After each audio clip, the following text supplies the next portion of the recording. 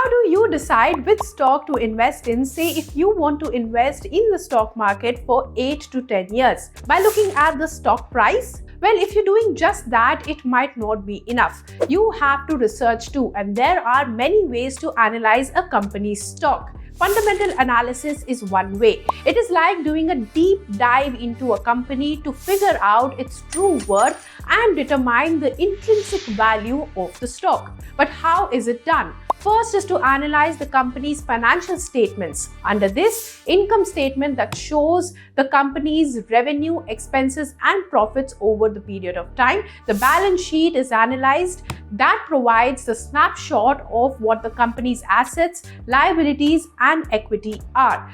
Last, the cash flow statement, which tracks the cash in and out of the company to evaluate the company's ability to generate cash. The second thing is to evaluate the key financial ratios like the PE ratio to determine the company's stock if it is undervalued or overvalued. The EPS to look at the profitability on a per share basis.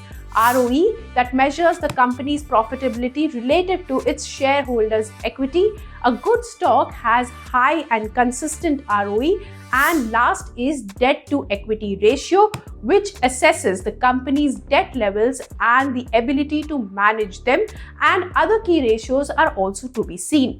Third thing is to assess the company's business by analyzing the industry's growth, the competitive advantages of the company, future prospects of the company and the plans of the company, and also the management quality. Last, economic analysis. It is also important to consider factors like GDP growth, inflation, interest rates, and unemployment rates that impact the company's performance. All in all, a fundamental analysis aims to understand the why behind the company. Separate videos on each of the key financial ratios are available on ET Now. You can go and watch them for more deeper learning on how to do a fundamental analysis of a company.